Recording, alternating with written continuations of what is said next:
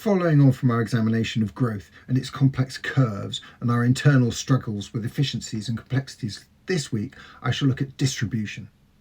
Beneath much of business, economics and technology sit recurring structural patterns, curves, distributions and constraints that appear again and again and again across nature, physics, networks and human behaviour.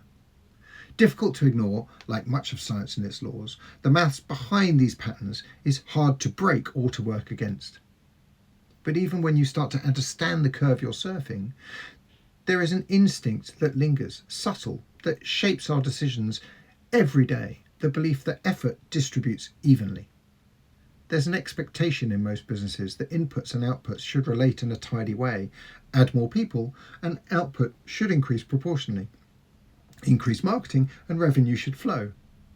Invest more time and results should improve in proportion to the time spent. It feels right. It feels fair. It feels logical.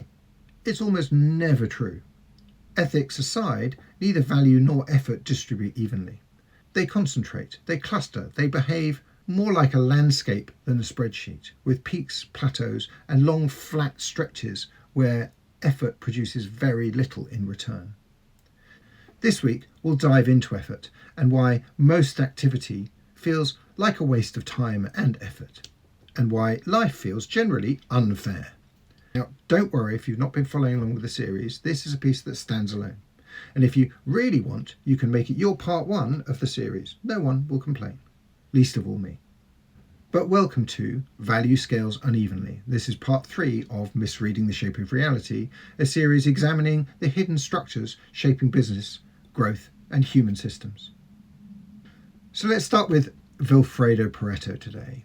He was among the first to observe and document the uneven distribution pattern in economic systems. Roughly 80% of outcome, he noted, tends to come from 20% of causes. The exact ratio shifts, but the asymmetry always persists.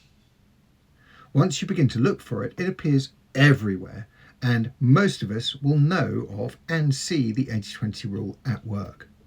The outcome for a founder is that a small proportion of clients generate the majority of revenue. A handful of activities drive most of the meaningful progress. Within a product, a limited number of features account for the majority of usage. Even within a single week, a few hours tend to carry disproportionate weight. Pareto is not a rule to be applied rigidly, but it is a signal, a recurring distortion in the relationship between effort and result. Derek de Sola Price sharpened this idea further. His observation was more concentrated and therefore more uncomfortable. In many systems, half of the output is produced by the square root of the participants. Now, let's look at that distortion so that we don't have to work it out in our head. In a team of 100, perhaps 10 people produce half the meaningful work.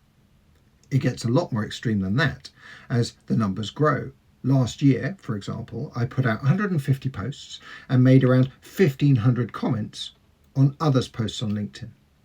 It doesn't seem fair that just 11 of those posts and 32 of the comments account for about 50% of the total impressions.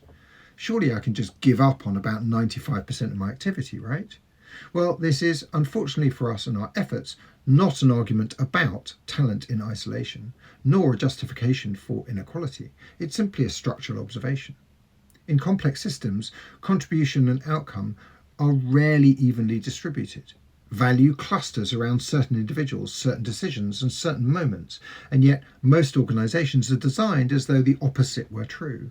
Roles are defined evenly, expectations are spread uniformly, incentives are applied broadly, the system assumes symmetry where none exists, and founders often exhaust themselves trying to improve everything equally because focusing unevenly can feel psychologically uncomfortable.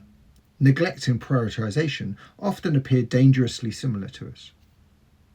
Where Price drew a horizontal line across a rather steep bell curve, George Kingsley Zipf did a good job at describing the curve itself. Zipf's law reveals a continuous hierarchy. A few elements dominate, think Pareto or Price, and the rest follow in a long, predictable tail. There's no neat boundary, no clean division between the top performers and the rest. Instead, there's a gradient a steady decline in impact as you move down the distribution. We see this in many things, from city sizes, where a handful of global centres dominate while smaller towns taper off in scale, to language, where a few words are used constantly while most appear rarely. And we see it in digital platforms, where a small number of creators capture the vast majority of attention, but there is a broad range of audience and subscription sizes. Nature does not like hard edges, apparently. It prefers curves. Price's line cuts across the curve at a point of concentration. Pareto approximates in a digestible ratio, and Zipf shows you the underlying shape. Taken together, they suggest something worth sitting with. What we often interpret as inefficiency or imbalance may simply be the natural structure of the system. We spoke of tension last week, discussing scale and efficiency. Well, there is a practical tension that emerges from this uneven value distribution as well. If most value is created early or by a small number of inputs, what should we do with the rest? This is where founders often find themselves caught in what I think of as the perfectionist trap. The first 70 or 80% of a project tends to deliver the majority of its impact. The core idea is formed, the functionality established, the value made clear. Beyond that point, effort shifts towards refinement. Edges are smoothed, details adjusted, imperfections removed. For many, particularly those with a strong bias towards craft or passion for their projects, this stage is deeply satisfying. It's where the work becomes precise, considered, even elegant, but economically the returns often fall away fast. The first 80% takes around 20% of the time. The final 20% of output can consume a disproportionate share of time or energy, and often it does little to change the economic outcome in a meaningful way. Now, I confess, I'm a perfectionist. This is not an argument against quality. But perfectionists do need a reminder that not all improvements carry equal weight. At least they may add value to reputation over time, but the results can be slow to arrive. The law of diminishing returns makes this explicit and clear. Beyond a certain point, each additional unit of input produces less output than the one before it. More effort continues to yield results, but at a declining rate. Eventually, in a business context, the system reaches a point where additional input adds only complexity and possibly no value at all. More people introduce coordination overhead, more features introduce confusion, more marketing introduces noise. What began as optimization has become dilution. Unfortunately, some founders continue refining long after the returns have plateaued. Some dance to remember, others dance to forget. At this point, a natural question emerges.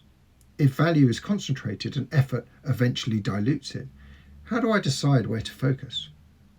Well, tune in to part 4 of the series, Judgment and Excellence, where I dig into this very dilemma. So, our musical eggs for today, we had Moments.